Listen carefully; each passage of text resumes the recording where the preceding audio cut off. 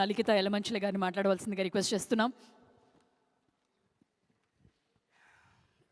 అందరికీ నమస్కారం అండి. ఇక్కడికి వచ్చేసిన మీడియా వాళ్ళందరికీ థ్యాంక్ యూ.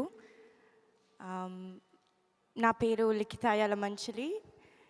నేను ఎంబీబీఎస్ చదువుకున్నాను. ఎంబీబీఎస్ చదువుకునే టైంలో కొంత మోడలింగ్ కూడా చేశాను.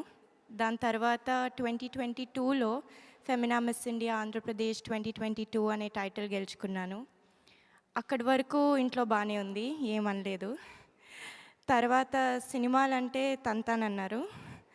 సో నేను కూడా చెప్పలేదు వాళ్ళకి. ఒక 1 year అనుకున్నాను చేద్దాం, ఏదైనా మంచిది వస్తే చేద్దామని. కరెక్ట్ టైంలో గుణశేఖర్ గారి సినిమా యుఫోరియా వచ్చింది. సో ఇది నాకు ఒక మంచి ఆపర్చునిటీ లాగా అనుకున్నాను. గుణశేఖర్ గారి పేరు చెప్పి సినిమాలోకి వచ్చేసాను. ఎందుకంటే వాళ్ళు కథ కూడా అడగలేదు, సరే చేసుకో అన్నారు. మేబీ ఒక్కడు రేంజ్లో ఎక్స్పెక్ట్ చేసుంటారేమో మీ అందరిలాగే, కానీ చాలా డిఫరెంట్ సినిమా తీశారు. Sir thank you so much for the opportunity. And Neelima గారికి, రాగిణి మ్యామ్కి, యుక్తా గారికి thank you for doing this and for more women coming into the industry. It is really very proud and we feel so much safer and so much happy to be associated with this entire team. And alage Bhumika gartho, Gautam Vasudev Menon gartho alanti pedda actors tho work cheyadam modati cinema ke chaala grateful, very very honored. And Vignesh, Prithvi, everyone, it was so fun to work with all of you. Thank you so much.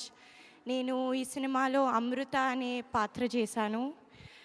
ఇప్పుడే పరిగెత్తుకుంటూ వచ్చాను కాబట్టి కొంచెం ఆయాసపడుతున్నాను. అమృత అనే పాత్ర చేశాను. It was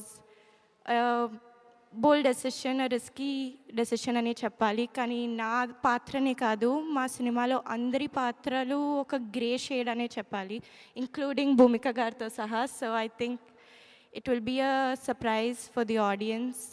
నిన్ననే cinema చూసాం, వెరీ హ్యాపీ. మా ఫ్యామిలీ కూడా అన్నారు చాలా ఎమోషనల్గా ఉంది, ఎక్స్పెక్ట్ చేయలేదని. సో మీ అందరికి కూడా నచ్చుతుందని కోరుకుంటున్నాను. So Feb 6th, I hope you all like it. Thank you so much. Thank you. And ఇది